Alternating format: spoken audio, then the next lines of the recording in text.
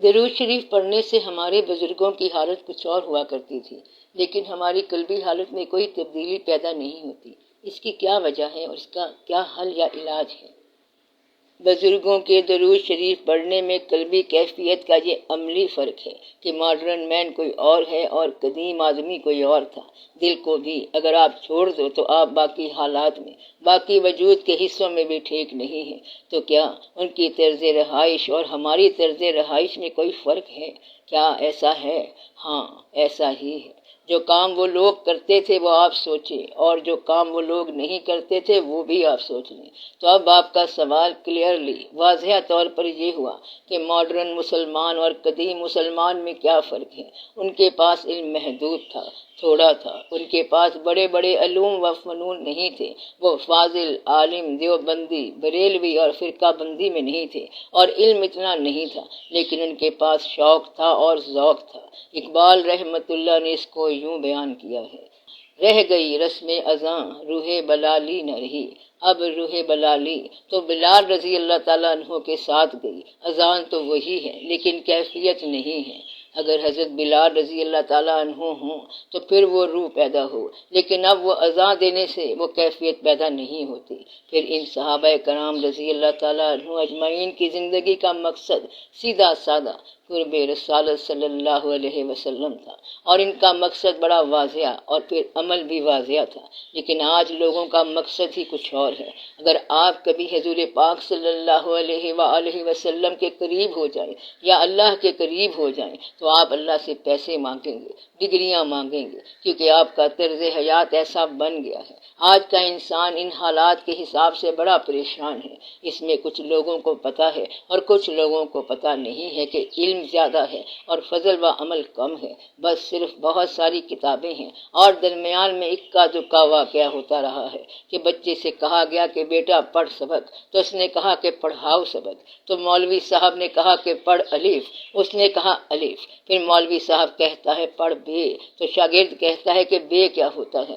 جب ہم نے الف ہی پڑھ لیا ہے، اس کا مطلب یہ ہے کہ اکو الف تیرے درکار۔ تو آپ لوگ باقی سب چیزیں ایک طرف رکھیں، علم و بس کریں ہو یار، اکو الف تیرے درکار۔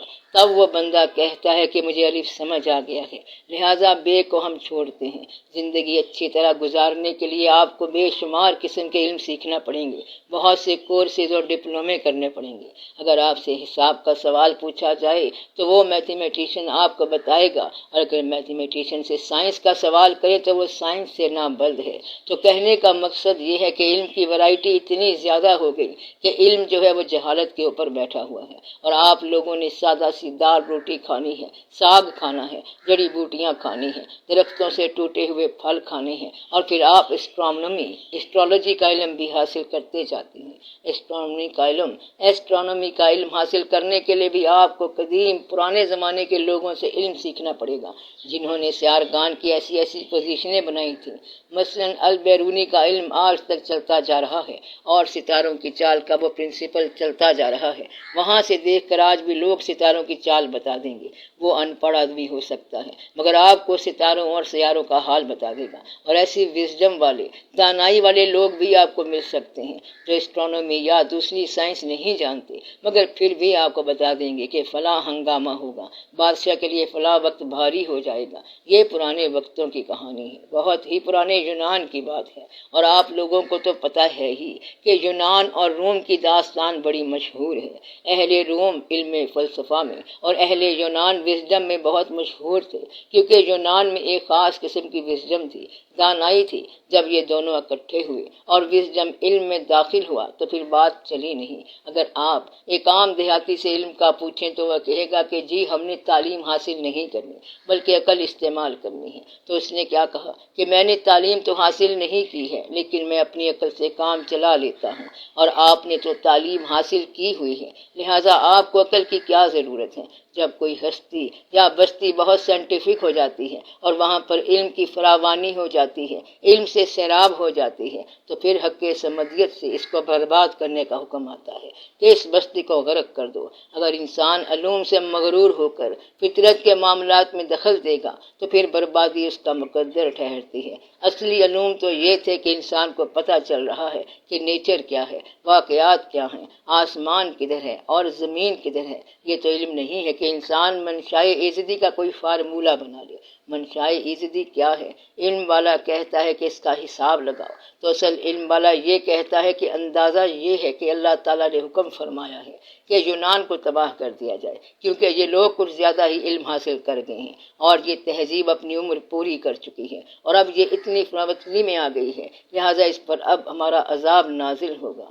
جبریل علیہ السلام کو حکم ہوا کہ اس بستی کو نابود کر دو، بود سے نابود کر دو، یعنی صفائی ہستی سے اس کو بالکل ہی مٹا دو۔ یہ اسرائیل علیہ السلام کا کام نہیں ہے بلکہ یہ جبرائیل علیہ السلام کا کام ہے، کیونکہ اس میں بڑا میگنیٹیوڈ ہے۔ جبرائیل علیہ السلام نے کہا کہ کیا میں ان کی روانگی فائنل ڈپارچر سے پہلے ان کا انٹرویو کر لوں؟ تو اللہ تعالیٰ نے فرمایا چلو انٹرویو کر لو۔ تو جبرائیل علیہ السلام امین زمین پر ایک انسان کی شکل میں گئے۔ یہاں پر ایک بات یاد رکھنے والی ہے کہ جب کبھی کوئی فرشتہ، جن، دیو، پری یعنی جو بھی آدم زاد نہیں ہے، تو وہ جب کبھی انسانوں کی دنیا میں آئے گا تو انسانی شکل میں آئے گا۔ اس میں گھبرانے والی بات کوئی نہیں ہے۔ جو بھی انسانوں کی دنیا میں کسی دوسری مخلوق کا آئے گا تو وہ انسانی شکل میں ہی آئے گا، اس لیے کہ اللہ کا یہ حکم ہے کہ جو بھی انسانوں کی دنیا میں آئے وہ لباس بشریت میں آئے۔ تو پھر یہاں سے لوگوں نے کہا کہ لباس بشریت میں جو محبوب کائنات صلی اللہ علیہ وآلہ وسلم تشریف لائے تو وہ آپ ہی تھا، کیونکہ صرف لباس بشریت میں آنے کا حکم ہے۔ تو لوگوں نے کہا کہ ہم نے پہچان لیا کہ آپ ہی آپ ہو۔ تو پھر آپ صلی اللہ علیہ وسلم نے فرمایا کہ اصل میں بات یہ ہے کہ انا بشر مثلکم، میں تمہاری طرح کا ایک انسان ہوں اور مجھ پر وحی آتی ہے۔ تو پھر لوگوں نے کہا کہ ہم مان لیتے ہیں کہ یہ اللہ کا حکم ہے کہ آپ صلی اللہ علیہ وسلم ہماری طرح کے انسان ہیں، لیکن کبھی آپ صلی اللہ علیہ وسلم عرش پر رات بسر کرنے جاتے ہیں اور کبھی آپ صلی اللہ علیہ وسلم ساری کائنات کو کلمہ پڑھاتے رہتے ہیں۔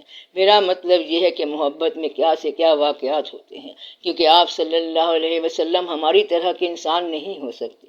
آپ صلی اللہ علیہ وسلم والی تو کوئی بات کسی میں نہیں ہے، مطلب یہ ہے کہ آپ صلی اللہ علیہ وسلم وہ ہیں۔ تو پھر کچھ لوگوں نے کہا کہ ایک نقطہ میم کا ہے، اور تو اگر میم کو نکالو تو پھر ساری کہانی بن جاتی ہے۔ تو یہ میم کیا ہوتا ہے؟ میم ایک راز ہے، اور وہ راز کیا ہے کہ احد اور احمد صلی اللہ علیہ وسلم میں میم کا فرق ہے، اور اگر آپ میم کے فرق کو سمجھ جائیں، یعنی اگر احمد صلی اللہ علیہ وآلہ وسلم میں سے میم کو نکال دیں تو پھر صرف احد ہی رہ جاتا ہے، اور پھر احد میں میم کو شامل کرو تو پھر احمد صلی اللہ علیہ وآلہ وسلم ہو گیا۔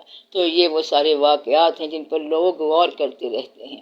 بہرحال جبریل علیہ السلام وہاں انسان کے لباس میں ایک گڈریے کے پاس گئے، وہ بکریاں چرا رہا تھا اور اس کے ہاتھ میں چھڑی تھی، وہ ایک ان پڑھ آدمی تھا۔ جبرائیل علیہ السلام نے سوچا کہ اس سے کچھ پوچھتے ہیں اور دیکھتے ہیں کہ اس تہذیب میں کیا رنگ ہے۔ جبرائیل علیہ السلام نے کہا السلام علیکم، اور اس نے اپنا کام کرتے ہوئے وعلیکم السلام کہا۔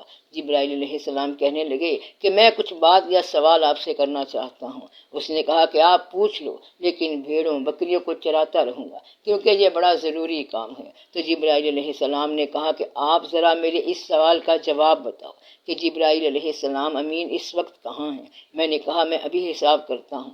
اس نے کہا میں ابھی حساب کرتا ہوں۔ اس نے اسی لکڑی کے ساتھ حساب شروع کیا، زمین پر 2-4 ٹیڑھی میڑھی لکیریں لگائیں اور بولا کہ جبرائیل علیہ السلام اس وقت آسمانوں پر تو نہیں ہیں۔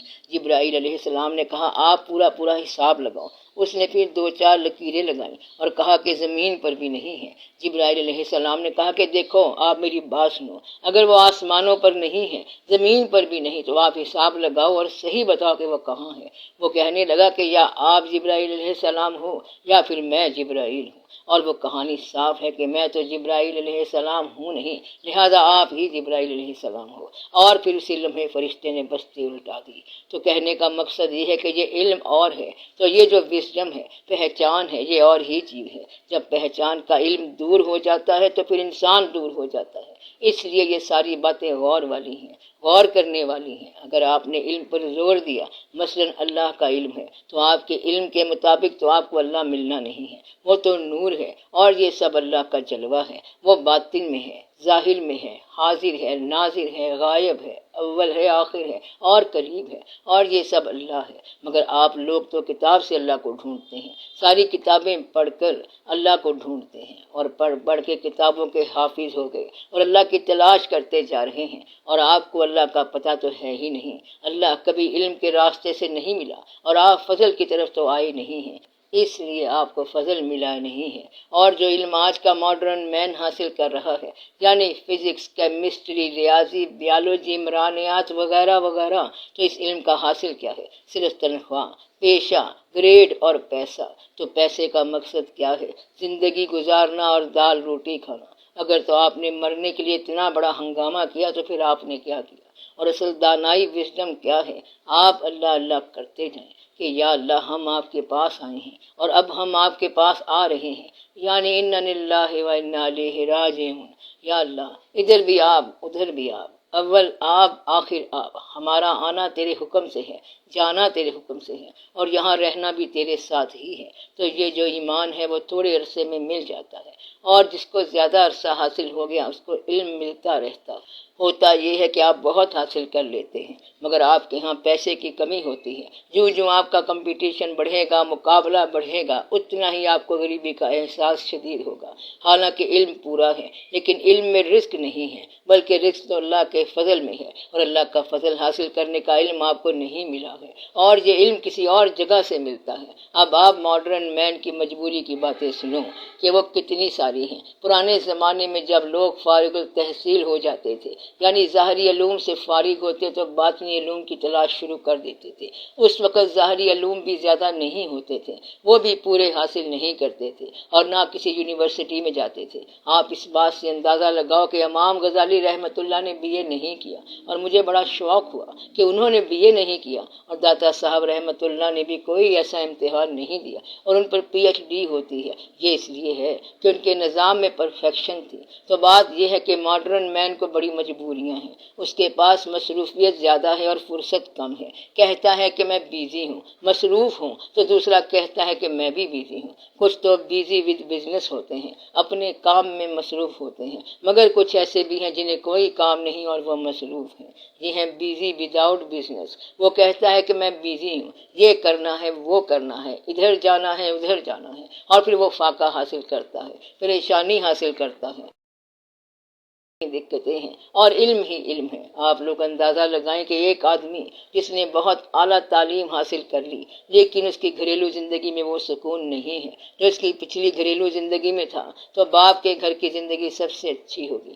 اللہ تعالیٰ کرے کہ سب کی زندگی اچھی ہو۔ اگر کوئی پڑھا لکھا بندہ کسی ان پڑھ لڑکی سے شادی کر لے، اور یا کوئی ان پڑھ بندہ بندی پڑھے لکھی، اور یا کوئی ان پڑھ بندہ پڑھی لکھی لڑکی سے شادی کر لے، اور غیر مساوی کنجکشن ہو جائے، تو پھر سارا پروگرام خراب ہو سکتا ہے۔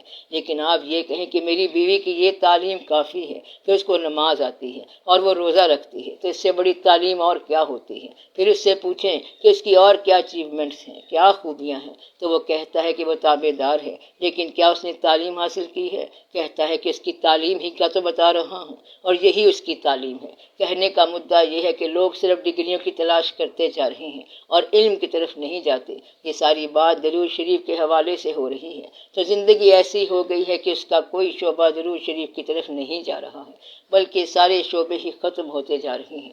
آج کے انسان کو صبح جاگتے ہی کم از کم 2-3 اخبار تو ضروری ہیں، ورنہ ایک اخبار تو ہر آدمی کو پڑھنا ہوتا ہے۔ جس کے پاس اپنا اخبار نہیں ہوتا وہ 7 والے سے لے کر پڑھتے ہوں گے، بلکہ وہ 7 والے سے زیادہ ہی پڑھتے ہوں گے۔ جب کبھی آپ بس یا گاڑی میں سفر کر رہی ہوں اور آپ کے ہاتھ میں اخبار آ جائے تو پھر اخبار کے اوپر ہی کئی چہرے لٹکے ہوتے ہیں۔ ایک آدمی نے لکھا تھا کہ میں بس میں اخبار پڑھ رہا تھا تو 7 والا دیکھنے لگ گیا اور پیچھے والا دیکھنے لگ گیا، تو پھر میں نے وہ اخبار چپکے سے بس سے باہر پھینک دی کہ ایک تو میں نے پیسے خرچ کیے، اور پھر یہ پریشانی کہ اندر والا صفحہ کسی نے لے لیا اور باہر والا کسی اور نے، کچھ ٹیڑھا ہو گیا اور کچھ پھٹ گیا۔ تو جن لوگوں نے درود شریف پڑھنا ہے وہ اخبار نہیں پڑھ سکتے، اس لیے تو ان کو تاثیر ہوتی ہے۔ اور اگر آپ تھوڑا تھوڑے سے ریزرو ہیں تو ٹیلی ویژن کا خبرنامہ تو دیکھتے ہی ہوں گے، زیادہ نہیں تو تھوڑا سا ہی، ناٹ مچ آف اٹ، اور پھر کوئی اور اچھا پروگرام بھی دیکھتے ہوں گے۔ مثلاً ٹیلی ویژن پر حج دکھایا جا رہا ہے، یہ حج تو نہیں ہے جو آپ کو ٹی وی پر دکھایا جا رہا ہے، بلکہ حج تو وہاں ہو رہا ہے اور آپ اس حج کا عکس دیکھتے ہیں، تو جس کا عکس ہے آپ لوگ اس کو حقیقت سمجھ بیٹھتے ہیں، اور یہی بات پریشانی کا باعث ہے۔ تو میں نے کہا ہے کہ عکس حقیقت نہیں ہے۔ مولانا روم رحمۃ اللہ نے لکھا ہے کہ اگر ایک تالاب کا پانی بڑا صاف شفاف ہو اور رات کے وقت 14ویں کا چاند نکلا ہوا ہو، آپ تالاب کے کنارے بیٹھے ہوں، اور اگر آپ کو پانی کا عکس جمیل نظر آ جائے تو آپ برملا کہیں گے کہ یہ چاند ہے، بیاریز کہ یہ چاند نہیں ہے۔ تو کہنے کا مقصد یہ ہے کہ جب آپ عکس کو چاند سمجھ بیٹھتے ہیں تو آپ یہ بھول جاتے ہیں کہ چاند کی طرف اپروچ کرنے کا یہ جھیل والا طریقہ نہیں ہے، بلکہ اس کا کوئی اور طریقہ ہے، اور وہ یہ ہے کہ آپ نگاہ کو ڈائریکٹ کر لیں۔ تو ہوا یہ کہ آج کے علم اور آج کی تعلیم نے ڈائریکٹ نگاہ بند کر دی ہے، تو جب ڈائریکٹ نگاہ بند ہو جائے گی تو پھر آپ یہ کہیں گے کہ سکون تو ملتا نہیں ہے، راز درود شریف پڑھنے سے ملتا ہے، اور کیف جو ہے وہ کیفیت سے ملے گا۔ آج کل نعت شریف کہنے والے جو شاعر ہیں، بڑے بڑے لوگ اس لاہور شہر میں بیٹھے ہوئے ہیں، تو شاعروں نے نعت کہی ہے اور حضور پاک صلی اللہ علیہ وآلہ وسلم کی خدمت اقدس میں پیش کر دی ہے۔ اگر آپ سارے شاعروں کو اکٹھا کریں تو وہ ایک دوسرے کو پیش کرنا شروع کر دیں گے، مگر جس کی ذات کے لیے نعت کہی گئی آپ وہیں تک پہنچو تو وہاں سے ہی فیض ملے گا، اور اگر نعت پیغمبر صلی اللہ علیہ وسلم سے عرفان پیغمبر صلی اللہ علیہ وآلہ وسلم نہ ملے تو پھر نعت کہنے کا مدعا کیا ہے؟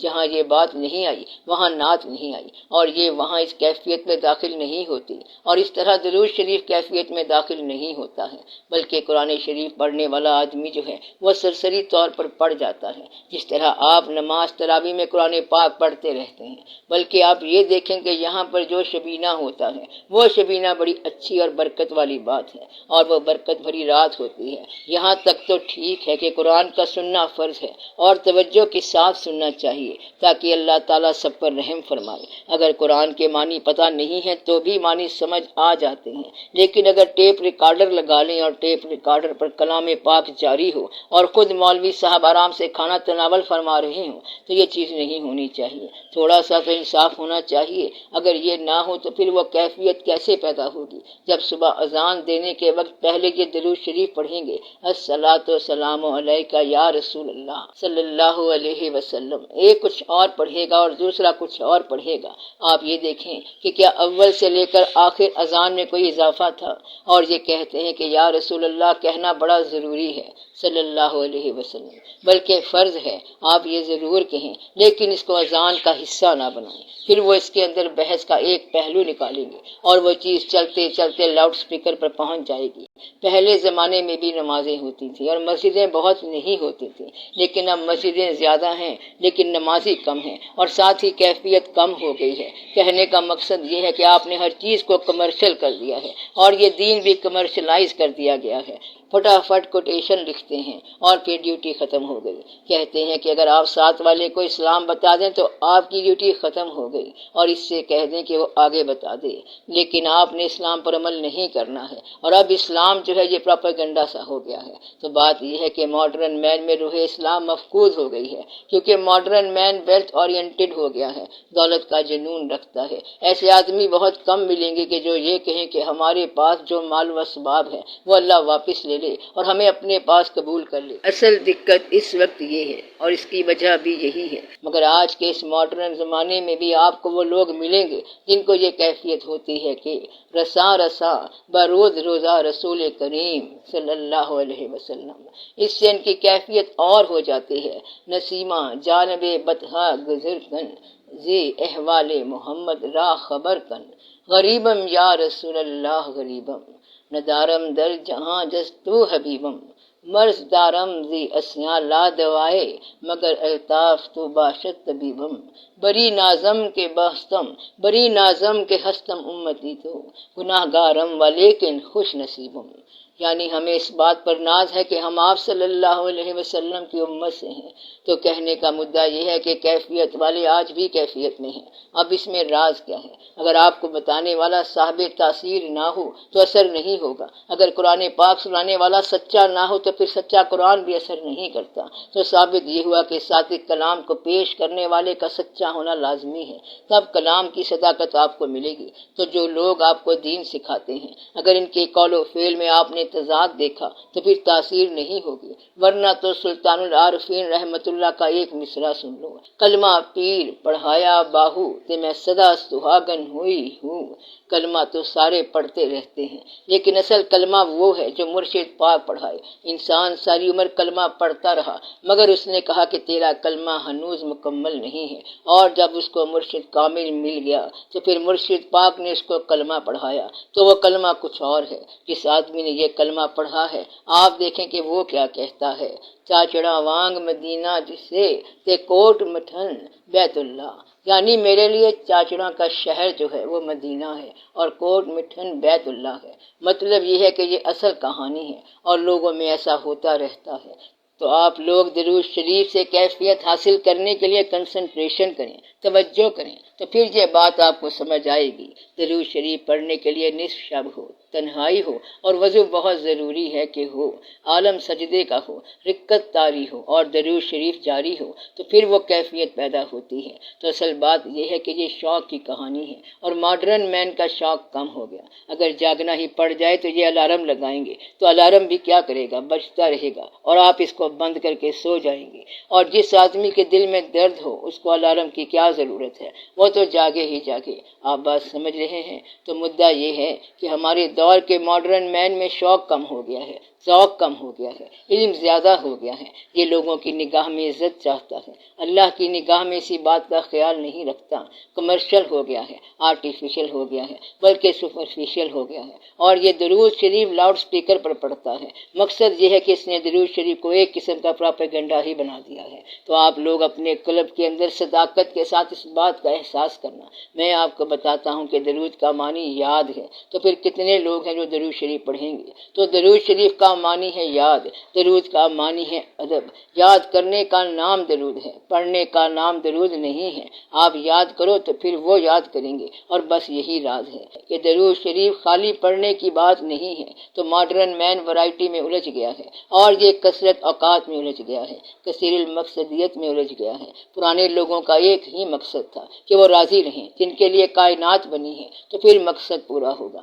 آپ لوگ پتہ ہے کہ کیا کرتے ہیں؟ حضور پاک صلی اللہ علیہ وآلہ وسلم پر درود پڑھتے ہیں، اور آپ لوگوں نے درود شریف کا ایک نام تکلیف دور کرنے والا رکھا ہوا ہے، دعا کی منظوری کے لیے درود شریف رکھا ہوا ہے، اور درود شریف کے ساتھ پرچیاں لے کر بیٹھے ہوتے ہیں۔ یعنی یار درود شریف کی محفل ہے تو وہاں میرے لیے یہ دعا منگوانا۔ اس دعا میں یہ کہیں نہیں ہوتا کہ یا اللہ درود شریف پڑھنے کی مزید توفیق دے، بس کہتے یہ ہیں کہ ایک مسئلہ الجھا ہوا ہے، آپ دعا کرو کہ وہ مسئلہ حل ہو جائے۔ دنیاوی مسئلے الجھے ہوئے ہوتے ہیں اور آپ درود شریف سے حل کرنا چاہتے ہیں، اس طرح مسئلہ حل نہیں ہوگا۔ ایسا شخص پھر کہتا ہے کہ میں نے بڑے درود شریف پڑھے لیکن مسئلہ حل نہیں ہوا۔ پوچھا کہ آپ کا مسئلہ کیا ہے؟ کہتا ہے کہ مسئلہ یہ ہے کہ میں یہ چاہتا ہوں کہ کاروبار میں تھوڑا اضافہ ہو جاتا۔ تو آپ اپنے کام خود کریں۔ پرانے لوگ نماز پڑھتے نہیں تھے، بلکہ وہ نماز میں ہی رہتے تھے، پورا دن نماز میں رہتے تھے۔ کوئی بھی مسئلہ ہو جائے، چاہے غم ہو، شادی ہو، قوالی ہو جائے، ادھر سے اذان کی آواز آئی اور سب کچھ بند، اور نماز کی طرف چلے جاتے تھے، اور پھر خاموشی ہو جاتی تھی۔ اور آج کل آپ نے نماز پڑھنے کے علاوہ ہی بات بنائی ہوئی ہے کہ آپ نماز پڑھتے جا رہے ہیں، نماز کا پروگرام بناتے جاتے ہیں۔ تو یہ عادت اور ردم کی عبادت ہے، اور آج کے انسان کا ردم ٹوٹ گیا ہے۔ اس لیے آج کا انسان جو ہے وہ پریشان ہے، کیونکہ وہ ردم ہی نہیں رہا۔ دعا یہ کرو کہ وہ دور آئے کہ جب نماز ہو رہی ہو تو پھر ہر چیز بند ہو جائے، لیکن یہاں پر تو اسلام کے نام پر بے شمار چیزیں پیش ہو رہی ہیں۔ ٹی وی پر ریسلنگ دکھائی جا رہی ہے، کہیں کچھ اور دکھا رہے ہیں، اور کہیں کچھ اور واقعات دکھا رہے ہیں۔ پھر آپ کہتے ہیں کہ جی یہ اسلام ہے۔ مذہب کی تعلیم میں اگر آپ اپنے بچوں کو ڈالیں تو پریشان ہو جاتے ہیں۔ میں نے بے شمار لوگ ایسے دیکھے ہیں جو کہتے ہیں کہ ہمارے بچوں کو اسلامی نقطۂ نگاہ سے زندگی ملنی چاہیے۔ پھر تو بچے اسلامی اسکولوں میں پڑھنے چاہیے۔ اگر ان سے کہا جائے کہ آپ اپنے بچوں کو اسلام سکھاؤ تو یہ کہتے ہیں کہ ہم نے تو بچوں کو اسکول میں بھیج دیا ہے۔ کون سے اسکول میں بھیجا ہے؟ تو بتاتے ہیں کہ انگلش میڈیم اسکول میں بھیجا ہے۔ ایسے اسکولوں اور کالجوں میں بھیج کر کیا آپ اسلامی رزلٹ نکالیں گے؟ تو اسلامی رزلٹ کیسے نکلے گا؟ اور اگر بچوں کو اسلامی اسکولوں میں بھیجو گے تو یہ رزلٹ نکلے گا کہ بچہ کسی مسجد کا امام ہو جائے گا، ہاتھ میں تسبیح لے کر بیٹھا ہوگا اور اذان کہہ رہا ہوگا، اور اسے دنیا میں کچھ بھی نہیں ملے گا۔ جو ایچیسن کالج میں پڑھ کر آئے گا وہ ڈی سی لگے گا یا ڈی ایس پی لگ جائے گا۔ تو یہ تو سارے کا سارا ماڈرن مین کا فراڈ ہے، اور یہاں درویشی بھی عیاری ہے اور سلطانی بھی عیاری ہے۔ کوئی بھی شے اپنے مقام پر نہیں ہے، یہی تو خلفشار ہوا پڑا ہے۔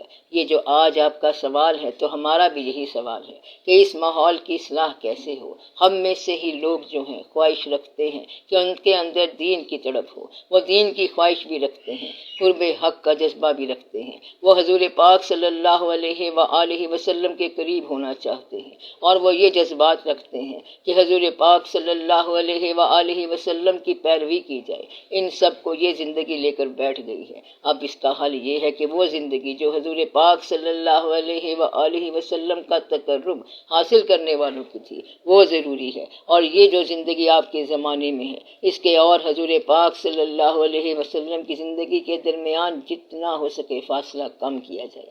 اگر آپ کے گھر میں حضور پاک صلی اللہ علیہ وآلہ وسلم تشریف لائیں اور آپ کہیں کہ میرا پیا گھر آیا میں شکر منڈا، یعنی میرے گھر پیا آئے ہیں تو میں شکر مانٹوں، تو یہ بات کہنے والے بابا بلے شاہ رحمۃ اللہ کا مطلب یہ تھا کہ ان کے گھر پیا آئے ہیں تو اب وقت کو نکال دینا چاہیے۔ تو انہوں نے کہا کہ اب ٹائم ختم ہو گیا ہے اور وہ اینڈ لیس ہو گئے ہیں، یعنی وہ ٹائم لیس اینٹیٹی بن گئے ہیں، وقت کے حصار سے نکل چکے ہیں، اور وہ کوئی اور تھا جو کہ آپ ہی آیا اور آپ ہی بابا بلے شاہ رحمۃ اللہ کو نہال کر گیا۔ اس تک کوئی اپروچ نہیں ہے، اور یہ سب اس کی مہربانی ہے۔ آج کل تو لوگ آپ کے تصور کو خراب کر رہے ہیں۔ اب نیا مست ڈرامہ آ گیا ہے، پرانی قوالی میں نیا فارمولہ ملا رہے ہیں، نیا علم پیدا ہو گیا ہے جو لوگوں کو گمراہ کر رہا ہے۔ وہ کیفیت جو جامی علیہ رحمۃ اللہ کو نعت کہتے ہوئے ہوتی تھی وہ کیفیت اب کیسے آئی؟ تو جامی رحمۃ اللہ کہاں سے آئی؟ وہ نعت بعد میں کہتے ہیں اور حضوری پہلے ہوتی ہے۔ تو مدعا یہ ہے کہ وہ بات یہاں نہیں آ رہی ہے، اور وہ بات کس طرح آ سکتی ہے آپ کے ساتھ؟ یہ ایک اور گمبھیر مسئلہ ہے کہ آپ کو تبلیغ کرنے والے قوال لوگ ہیں، اور قوالوں کی زندگی آپ لوگ بہتر جانتے ہیں کہ یہ کیا ہوتی ہے۔ مطلب یہ ہے کہ ہر طرح سے آپ پھنسے پڑے ہیں، اس لیے آپ کے پاس غور ہونا چاہیے۔ آپ لوگ ذمہ دار لوگ ہیں، دانا لوگ ہیں، آپ کو سوچنا چاہیے کہ آپ کو کیا کرنا ہے۔ یہ نہ ہو کہ ہر طرف ڈرامہ ہی ہو کہ تھوڑا سا ڈانس کر لیا، تھوڑا سا میوزک لگا لیا، تھوڑا سا مشرق اور مغرب کو ملا دیا، آج ایک محفل ادراک سخن کر دی ہے اور پھر محفل میلاد سخن کر دیں۔ مطلب یہ ہے کہ کھیل کود میں وقت ضائع کر دیں، تو نتیجہ کیسے حاصل ہوگا؟ اس لیے درود شریف پڑھنے کا وہ نتیجہ تو حاصل نہیں ہوگا جو پرانے لوگوں کو ملتا تھا۔ تو یہ بات سمجھیں کہ زندگی پہلے بنیادی طور پر برابر تھی، سب کھاتے پیتے نظر آتے تھے، لیکن ان کے اندر ایک بات تھی کہ وہ ان ساری فضول باتوں سے خدا داد طور پر بچے ہوئے تھے۔ اس وقت نماز پڑھنے کا کوئی ہنگامہ نہیں تھا، وہ بس ہر وقت نماز میں ہی رہتے تھے۔ روزہ رکھنے میں کوئی حیل و حجت نہیں تھی کہ روزہ رکھ لیں کہ نہ رکھ لیں، ان کے لیے روزہ روٹین کی بات تھی۔ گاؤں کے اندر آج بھی رمضان شریف میں کسی گھر سے دھوئیں کی خوشبو آ جائے تو وہ گھر اب بھی بلیک لسٹ ہو جاتا ہے۔ مقصد یہ ہے کہ سارے گاؤں والے اس کا بائیکاٹ کر دیتے ہیں کہ آپ کے گھر سے دھواں اٹھ رہا تھا، کوئی کھانا پک رہا تھا۔ ایسے واقعے کا گاؤں میں سوال ہی پیدا نہیں ہوتا، اور وہاں ایسے نہیں ہو سکتا کہ کوئی آدمی روزہ نہ رکھے، اور اگر روزہ نہ رکھے تو بربلا ظاہر کرے۔ لیکن اس کے برعکس شہر میں تو رمضان میں دعوتیں ہوتی رہتی ہیں، کھانا چلتا رہتا ہے۔ رمضان شریف میں کسی کے پاس چلے جاؤ اور پوچھو کہ بھئی روزہ کیوں نہیں رکھا، تو آگے سے کہتا ہے کہ بیوی کی طبیعت ناساز تھی اور بچے اسکول گئے ہوئے تھے اور یہ بڑا ضروری تھا، تو پھر میں کہاں سے روزہ رکھتا۔ تو ایسی صورت میں سب کے لیے لعنت ہے۔ تو مدعا یہ ہے کہ آج کل صورتحال ایسے ہے، چلو اگر آپ روزہ نہیں رکھتے تو نہ رکھو، لیکن باقیوں سے تو چھپا کر رکھو، لیکن آپ تو برملا اظہار کرتے ہو، تو ایسی صورت میں آپ وہ کیفیت کہاں سے لاؤ گے؟ اس وقت کا مولوی جو ہے وہ پیشہ ور ہو ہو گیا ہے۔ انا للہ و انا الیہ راجعون۔ کہنے کا مقصد یہ ہے کہ ہر شعبہ حیات، چاہے قومی اسمبلی کا اسپیکر ہو، سیاستدان ہو، گورنمنٹ کا افسر ہو، مدعا یہ ہے کہ ہر طرف انحطاط اور زوال پذیری ہو گئی ہے، اور آپ رزلٹ میں یہ چاہتے ہیں کہ ہمیں حضور پاک صلی اللہ علیہ وآلہ وسلم کا قرب ملے۔ میں آپ سے یہ کہتا ہوں کہ اگر کبھی آپ کے پاس کسی دعا کی منظوری کے طور پر یہ فیصلہ ہو جائے کہ حضور پاک صلی اللہ علیہ وآلہ وسلم آپ کے گھر تشریف لائیں گے، اور آپ کو یہ بھی پتا ہو کہ یہ حضور پاک صلی اللہ علیہ وآلہ وسلم ہیں، تو آپ کیا کریں گے؟ پہلے آپ مجھ سے گھر آنے والے مہمان کے آداب سیکھ لو۔ ایک بزرگ دلی میں نظام الدین اولیاء رحمۃ اللہ موجود تھے، اور ان کے ایک مرید نصیر الدین چراغ دہلوی رحمۃ اللہ تھے، جو بعد میں ان کے خلیفہ بنے۔ حضرت نظام الدین اولیاء رحمۃ اللہ کے محبوب امیر خسرو رحمۃ اللہ تھے۔ امیر خسرو رحمۃ اللہ نے ساری بات ان سے سیکھی ہے۔ وہ حکومت کے بھی امیر تھے، اور حضرت نظام الدین اولیاء رحمۃ اللہ کے دل کے بھی امیر تھے، اور ان کے پاس بڑے بڑے مرتبے تھے، اور انہیں بڑا فیض ملا۔ اور یہ فیض کیسے ملا؟ دینے والے نے دیا۔ جب حضرت نظام الدین رحمۃ اللہ پر آخری وقت آیا تو رات کا وقت تھا، اور امیر خسرو رحمۃ اللہ ایک مہم پر گئے ہوئے تھے، کیونکہ یہ بادشاہ کے مصاحب تھے۔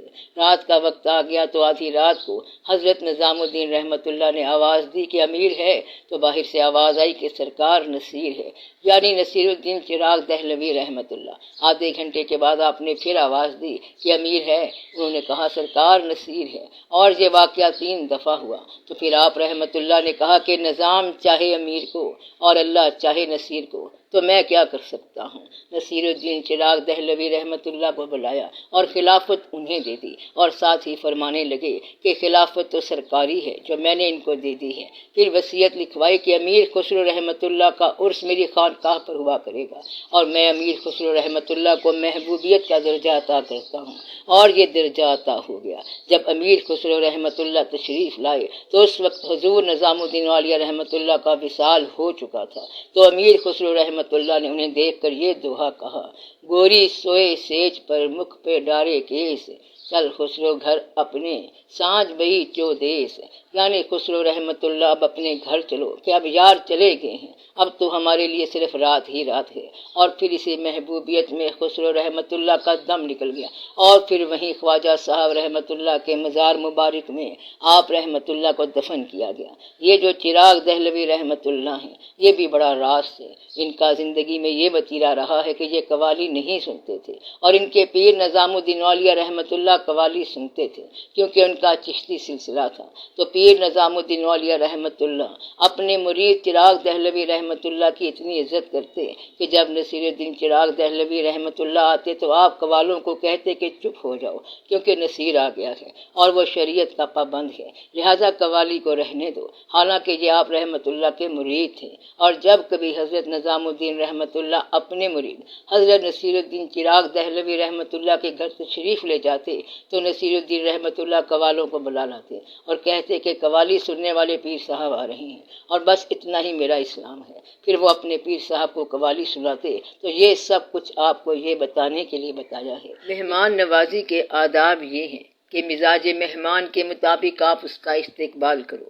وہ آدمی جو یہ خواہش کرتا ہے کہ حضور پاک صلی اللہ علیہ وآلہ وسلم ہمارے گھر تشریف لے آئیں، اور وہ مزاج آشنا نہیں ہوتا، تو پھر بڑا مشکل ہے۔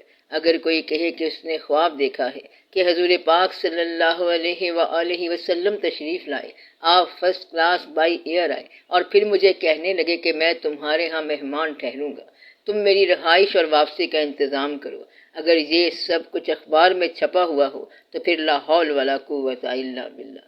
یاد رکھنا، حضور پاک صلی اللہ علیہ وآلہ وسلم جب بھی آئیں گے اپنے ماحول سے آئیں گے، پھر دیکھنے والا کہے گا کہ میں کیا دیکھتا ہوں، کہ یہاں یہ مکان نہیں ہے، یہ واقعات نہیں ہے، بلکہ وہی مٹی کا گھروندہ ہے اور وہی ماحول ہے، ایک طرف ایک دیا ہے اور وہی کیفیات ہیں۔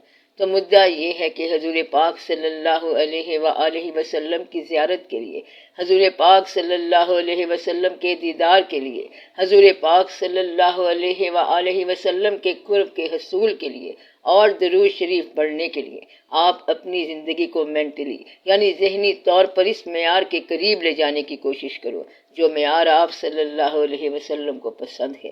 اگر گھر میں حضور پاک صلی اللہ علیہ وآلہ وسلم تشریف لائیں تو کمرے میں کوئی ایسی ہنگامہ خیزیاں نہ ہوں کہ جس سے یہ مہمان ہی واپس چلے جائے۔ یہ نہ ہو کہ آپ نے بڑی مشکل سے انہیں بلایا اور آگے ان کو ناپسند آنے والا ماحول ہو۔ اب آپ میں سے کتنے لوگ اس بات کو ماننے کے لیے تیار ہیں کہ آپ حضور پاک صلی اللہ علیہ وآلہ وسلم کو ان کی طبیعت کی پسند کا ماحول دو؟ مثلا یہ کہ آپ دعا کرتے ہیں کہ حضور پاک صلی اللہ علیہ وآلہ وسلم ہماری بیٹی کی شادی کی تقریب میں تشریف لائیں۔ آپ سب لوگ دعا کرو کہ اللہ کرے کہ یہ دعا منظور ہو، تو پھر آپ کی بیٹی کی شادی میں ہنا بندیاں، مہندی کی رسمیں اور بہت سی اوٹ پٹانگ چیزیں نہ ہوں، کیونکہ آپ یہ چاہ رہے ہو کہ حضور پاک صلی اللہ علیہ وآلہ وسلم تشریف لائیں۔ اگر آپ کے ملک میں برائیاں ہو رہی ہوں کہ امیر غریب کا حق کھاتا جا رہا ہے اور آپ کہتے ہو کہ حضور پاک صلی اللہ علیہ وآلہ وسلم اس ملک کو بچانے کے لیے تشریف لائیں، تو جب یہ ملک بچنے کے قابل ہی نہیں ہوگا تو وہ کیا بچائیں گے؟ حضور پاک صلی اللہ علیہ وآلہ وسلم اس وقت آپ کی بنفس نفیس مدد فرمائیں گے جب ملک میں بچنے کی صلاحیت ہو، یعنی کہ آپ لوگ دین میں آ جاؤ اور پھر اس ماحول میں آ جاؤ، یعنی محبت کے ماحول میں آ جاؤ، تو حضور پاک صلی اللہ علیہ وآلہ وسلم غیر ماحول کو تو نہیں بچائیں گے۔ اس لیے آپ لوگ خاموشی سے دیکھتے جائیں کہ آپ لوگ کیا کر رہے ہیں۔ اگر ایک بندہ بھی بچانے کے قابل ہو تو تب بھی آپ لوگوں کی بچت ہو جائے گی۔ اگر ایک بندہ بھی جنرلی درود شریف پڑھ رہا ہو تو بھی آپ لوگ بچ جائیں گے۔ ایک چراغ ہی اگر آندھیوں سے بچ گیا تو پھر بھی روشنی رہے گی اور پھر سب کو روشنی مل جائے گی۔ تو آپ لوگ اس طرح غور کیا کریں اور سوچا کریں کہ آپ کی زندگی حضور پاک صلی اللہ علیہ وآلہ وسلم کی زندگی سے کتنی مختلف ہے۔ حضور پاک صلی اللہ علیہ وآلہ وسلم کے گھر میں جو ادب آپ صلی اللہ علیہ وسلم کی ازواج مطہرات رضی اللہ تعالی عنہ کر رہی ہیں، وہ کیسا ماحول تھا۔ آپ لوگ بھی حضور پاک صلی اللہ علیہ وسلم کے نام لیوا ہو تو وہی حقوق ادا کرو، وہی مزاج بناؤ۔ اس زمانے میں جو نوکر غلام ہوتے تھے تو اس وقت آپ صلی اللہ علیہ وسلم غلام کے ساتھ اچھا سلوک کیا کرتے تھے، تو آپ بھی اپنے نوکروں کے ساتھ اچھا سلوک کیا کرو۔ لیکن آپ تو ان کے ساتھ کیا کیا وحشت نہ کیا کرتے رہتے ہو۔ کیا زندگی میں کبھی آپ نے کسی کے ساتھ اس طرح گفتگو کی کہ یہ حضور پاک صلی اللہ علیہ وآلہ وسلم کا پسندیدہ لہجہ ہے؟ کبھی آپ نے زندگی میں ایسا کام کیا؟ کبھی آپ نے گھر والوں کے ساتھ اچھا سلوک اس لیے کیا کہ یہ حضور پاک صلی اللہ علیہ وآلہ وسلم کا حکم ہے؟ کبھی آپ نے پاکیزگی نیت کی، لیکن کبھی تو آپ نے کیا کیا اور کبھی آپ نے کچھ اور کیا، تو پھر وہ کیفیت آپ کہاں سے لاؤ گے؟ کہنے کا مقصد یہ ہے کہ خدا نخواستہ آپ کا رزق بھی صحیح نہ ہو اور دین کے لیے قربانیاں بھی کم ہو، دین کے اندر آپ کی کنٹریبیوشن بھی کم ہو، آپ کے اندر دین کے رجوعات بھی کم ہوں، تو خالی درود شریف سے تو پھر کوئی بات نہ بنی۔ پھر بے شک آپ بیٹھے بیٹھے درود شریف پڑھتے جاؤ اور ہزاروں بلکہ لاکھوں کی تعداد میں پڑھ جاؤ، تو یہاں گنتی کی بات ہی نہیں ہے بلکہ یہاں رجوع کی بات ہے، بس صرف رجوع کی بات ہے۔ آج کل ربیع الاول کے اچھے دن آئے ہوئے ہیں، یہ اہل ایمان کے لیے مبارک دن ہے، تو آپ لوگوں کو میں اجازت بھی دیتا ہوں اور حکم بھی دیتا ہوں کہ آپ لوگ رات کو بیٹھیں، باوضو ہو کر بیٹھیں اور درود شریف پڑھیں۔ میری ایک بات یاد رکھنا کہ کسی انسان کے لیے آپ کے دل میں گلہ و رنجش نہ رہے، کیونکہ یہ حضور پاک صلی اللہ علیہ وآلہ وسلم کے قریب ہونے کی پہلی شرط ہے۔ کسی غیر سے بھی اور کافر سے بھی گلہ اور رنجش نہ ہو، اور آپ میں کسی کے لیے بد دعا کی کیفیت نہ رہے۔ یہ نہ کہنا کہ کتا رات کو بھونکتا رہتا ہے، اسے چپ کرا دیں۔ یہ تو آپ کو پتہ ہی ہے کہ میں نے کہا تھا کہ سور اگر زخمی ہو تو اس کی مرہم پٹی کر دو، لیکن اس کا گوشت نہ کھاؤ، کیونکہ یہ اللہ کا حکم ہے۔ اور اگر سور کو مارنے کا حکم ہوتا تو اللہ تعالیٰ فرما دیتے کہ جہاں سور دیکھو تو اس کو مار دو، لیکن اللہ نے ایسا حکم نہیں دیا ہے۔ اگر اللہ تعالیٰ مسلمانوں کو اجازت دے دیتا تو یہ سور کو نابود کر دیتے۔ اللہ تعالیٰ نے اس کے ساتھ بڑی رعایت کی ہوئی ہے کہ مسلمانوں کو حکم ہے کہ اس کو یعنی سور کو نہ کھانا۔ بہرحال آپ کا خشوع و خضوع ہونا چاہیے، رجوع ہونا چاہیے، اور پھر آپ ہمارا ایک کام کرو کہ وہ شخص جو آپ کا دشمن ہے اور جس نے آپ کے والد کو نقصان پہنچایا تھا، آپ کہو کہ اس کو حضور پاک صلی اللہ علیہ وآلہ وسلم کی خوشنودی کے لیے ہم معاف کرتے ہیں۔ وہ کام ہم حضور پاک صلی اللہ علیہ وآلہ وسلم کی خوشنودی کے لیے چھوڑتے ہیں، یہ کام حضور پاک صلی اللہ علیہ وسلم کی خوشنودی کے لیے ہم شروع کرتے ہیں، اس بندے کو چھوڑتے ہیں، اس کام میں حضور پاک صلی اللہ علیہ وسلم کی خوشنودی کے لیے تعاون کرتے ہیں اور اس بندے کی مدد حضور پاک صلی اللہ علیہ وآلہ وسلم کی خوشنودی کے لیے کرتے ہیں۔ آپ کوئی کام حضور پاک صلی اللہ علیہ وآلہ وسلم کی خوشنودی کے لیے کرو، خالی درود شریف پڑھنے سے کیا حاصل ہوگا؟ اگر کچھ لوگ یا علی کرتے جا رہے ہیں اور حضرت علی علیہ السلام رضی اللہ تعالیٰ عنہ تشریف لائیں اور پوچھیں کہ کیا بات ہے، تو وہ کہیں گے کہ یا علی جانے اور یا علی کہتے چلے جا رہے ہیں۔ اس آدمی کو علی رضی اللہ تعالیٰ عنہ خود بلا رہے ہیں اور یا علی علیہ السلام تشریف لے آئے اور وہ کہتا جا رہا ہے کہ یا علی، تو آپ ایک ایسی کہانی سن لو، پھر آپ کو اس کی سمجھ آ جائے گی۔ ایک شخص کو ایک درویش نے بتایا کہ دریا کے کنارے جو سنگ ریزے ہیں، یہ چھوٹی چھوٹی پتھریاں کنکریاں ہیں، ان میں پارس ہے، آپ اس کو تلاش کرو۔ اس نے پوچھا کہ پارس کسے کہتے ہیں؟ کہتا ہے کہ پارس اسے کہتے ہیں کہ وہ اگر آپ لوہے کو لگا دو تو وہ سونا ہو جاتا ہے۔ تو وہ کہتا ہے کہ یہ تو بہت ہی اچھی بات ہے، اب تک ہم کیا کرتے رہے ہیں، وقت ہی ضائع کرتے رہے ہیں۔ اس نے کہا چاہے 10 سال لگ جائیں، لیکن اگر اتنی بڑی چیز مل گئی تو کیریئر بن جائے گا۔ پھر اس نے ہاتھ میں ایک لوہے کی انگوٹھی رکھ لی، ایک کنکری اٹھاتا، اس کو انگوٹھی سے لگاتا اور پھر پھینک دیتا۔ 6 مہینے یا سال کے بعد اس کا یہ عمل آٹومیٹک ہو گیا کہ کنکری کو اٹھایا، انگوٹھی سے لگایا اور پھر پھینک دیا۔ پھر ایک دن اس نے دیکھا تو وہ انگوٹھی سونا ہوئی پڑی تھی۔ اس کی روٹین بن گئی تھی کہ کسی سنگریزے کو اٹھایا، لگایا اور پھینک دیا، اور جب پارس آیا تو اسے بھی لگایا اور پھینک دیا۔ تو اس طرح پارس نہیں ملتا۔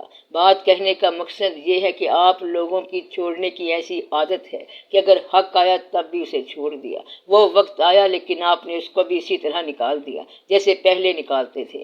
آپ کے پاس خزانہ آیا، آپ کے پاس دولت آئی، آپ کے پاس موقع آیا، لیکن اس موقع کو بھی آپ نے ویسے ہی گنوا دیا جیسے پہلے موقع گنواتے تھے۔ آپ بات کو سمجھ رہے ہیں؟ مقصد یہ ہے کہ آپ لوگ کبھی نہ کبھی تو انسان بن جایا کرو۔ آج فیصلہ کر لیا جائے کہ آپ لوگ حضور پاک صلی اللہ علیہ وآلہ وسلم کے نام کی زندگی گزاریں گے، بلکہ یہ کہو کہ ہم اپنی زندگی اس محبت کے لیے وقف کرتے ہیں، اور آپ صلی اللہ علیہ وسلم کے نام کی زندگی گزارو گے، اور آپ صلی اللہ علیہ وآلہ وسلم کے نام کی اورینٹیشن کریں گے۔ اپنے تعلقات کو حضور پاک صلی اللہ علیہ وسلم کے نام پر ڈھال دو، اپنے غصے کو آپ صلی اللہ علیہ وسلم کے نام پر قربان کر دو، اور اپنی طرز حیات کو آپ صلی اللہ علیہ وسلم کے نام پر قربان کر دو۔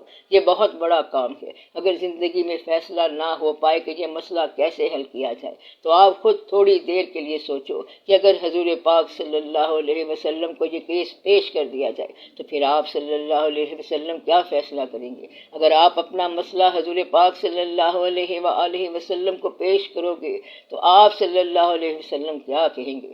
آپ صلی اللہ علیہ وسلم یہ فرمائیں گے کہ اسے چھوڑ دو۔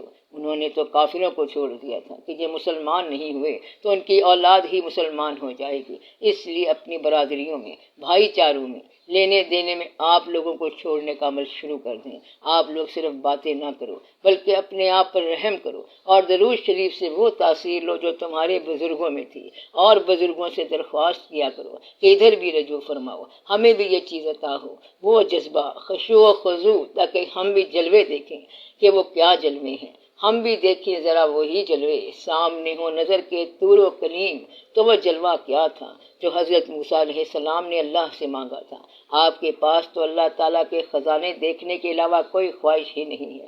آپ تو یہ مانگتے ہیں کہ یا اللہ ہمیں خزانے بتا، کسی منسٹر کے ساتھ یا کسی بڑے افسر کے ساتھ لگا۔ آپ لوگ خود ہی اذیت کی زندگی مانگتے ہیں، تو آپ اللہ سے وہ چیز مانگے جو اللہ اپنے پاس بیسٹ رکھتا ہے۔ اللہ تعالیٰ نے کسی جگہ قرآن پاک میں مسلمانوں پر احسان نہیں جتلایا، لیکن ایک جگہ پر اللہ تعالیٰ نے اپنا احسان جتا دیا کہ میں نے تمہارے اندر پیغمبر صلی اللہ علیہ وسلم کو بھیجا، میں نے تمہارے اندر اپنا نبی صلی اللہ علیہ وآلہ وسلم بھیجا، اور یہ اللہ نے برملا کہا، حالانکہ یہ بھی کہہ سکتا تھا کہ میں نے تمہیں آنکھیں دی ہیں، یہ دیا ہے وہ دیا ہے، لیکن اللہ نے یہ احسان نہیں جتلایا، بلکہ اللہ پاک نے یہ کہا ہے کہ میرا تم مومنوں پر احسان ہے کہ فیہم تم میں سے رسول صلی اللہ علیہ وآلہ وسلم بھیجا۔ تو یہ بات جو ہے بڑی خاص بات ہے، آپ اس پر غور کرو۔ اس لیے امتی بن کر آپ کہو کہ ہم میں رسول صلی اللہ علیہ وسلم ہیں اور ہم رسول صلی اللہ علیہ وآلہ وسلم کی محفل میں ہیں۔ اگر آپ لوگ یہ باتیں سوچا کریں تو پھر آپ کو وہی محفل مل جائے گی، فاصلے صدیوں کے نکل جائیں گے، زمانے نکل جائیں گے اور پھر آپ وہیں اسی جگہ پر ہوں گے۔ میں آپ کو راز اصل بتاؤں کہ اصل میں راز کیا ہے؟ حضور پاک صلی اللہ علیہ وآلہ وسلم کا ذکر وہی لوگ سن سکتے ہیں جن کی روحیں پیدا ہونے سے پہلے حضور پاک صلی اللہ علیہ وآلہ وسلم کی محفل میں رہی ہوں۔ آپ لوگ پھر اس بات کو سمجھ لو کہ میں نے کیا کہا ہے کہ حضور پاک صلی اللہ علیہ وآلہ وسلم سے محبت، حضور پاک صلی اللہ علیہ وسلم کا ذکر وہی لوگ کر سکتے ہیں جن کی روحیں پیدا ہونے سے پہلے حضور پاک صلی اللہ علیہ وآلہ وسلم کی محفل میں پرورش پا کر آئی ہوں۔ تو آج آپ کو اس دنیا میں حضور پاک صلی اللہ علیہ وآلہ وسلم سے جو محبت ہے تو آپ کی روح اس محفل سے آشنا ہے اور اس محفل کو جان چکی ہے، تو روح میں اب بھی وہی نقشہ ہے کہ مجھ کو کسی کی انجمن ناز کی قسم محسوس کر رہا ہوں کہ اب تک وہی ہوں میں، وہ روح اب بھی وہاں ہوتی ہے۔ اس لیے آپ لوگ اپنی روح نہ کچلو، آپ کی روح اس محفل پاک سے آشنا ہے، حضور پاک صلی اللہ علیہ وآلہ وسلم کی محبت سے آشنا ہے، آپ کی روح میں محبت ہے۔ آپ اب اس زمانے کی آلائش کو نکال دو تو پھر آپ کی روح صاف ہو جائے گی۔ اس لیے اب آپ دعا کرو، کل میلاد شریف ہے، آپ پر کچھ عنایت ہو جائے، آپ پر کچھ رحم ہو جائے۔ بس آپ لوگ خالی باتیں بند کرو، خدا کے لیے ڈرامہ بند کرو اور اپنے آپ کو پیش کر دو، چاہے جاہل کے طور پر ہی پیش کر دو، غریب کے طور پر ہی پیش کر دو، اپنے آپ کو گنہگار کے طور پر پیش کر دو، اپنے آپ کو اسی منہ سے پیش کر دو، بس اپنی مکمل سپرداری دے دو۔ میں دعا کروں گا کہ اللہ تعالیٰ آپ کے گناہ بخش دے، آپ کی دوریوں کو معاف فرمائے، دوریوں کو قربتوں میں تبدیل فرمائے۔ یا رب العالمین، اس پوری قوم کو اپنے محبوب پاک صلی اللہ علیہ وآلہ وسلم کے جلووں سے آشنا کر اور ان کو بھی وہ راستہ دکھا جس پر پرانے زمانے کے لوگ چلتے تھے، وہی جگمگاہٹ والا راستہ اور روشنی والا راستہ۔ یا اللہ، ان کی سادہ دلی کے اندر ان پر مہربانی فرما، ان کے اندر اور کوئی عمل بھی نہیں ہے، یہ اتنے سادہ لو ہیں کہ صرف آج کی یہ محفل سن رہے ہیں اور یہ تھوڑی بات نہیں کہ یہ بات کو سن رہے ہیں، بس ان میں اور عمل کوئی نہیں ہے، بس صرف یہ عمل ہے، صرف شوق ہے، صرف تیرے نام کا شوق ہے اور آگے یہ پتہ نہیں کہ اے اللہ تو کہاں ہے۔ میرے مولا، تو جہاں کہیں بھی ہے، ہمارے اس شوق کو آباد رکھ اور مہربانی فرما۔ آپ لوگ سب لوگوں کے لیے دعا کریں، سب لوگ سب لوگوں کے لیے دعا کریں اور سب کے لیے خیر ہو، آپ سب لوگوں کا بھلا ہو، سب کا بھلا، سب کی خیر۔ صلی اللہ تعالی علی خیر خلقہ و نور عرشہ سیدنا و مولانا حبیبنا و شفیعنا محمد و آلہ و اصحابہ اجمعین، آمین برحمتک یا ارحم الراحمین۔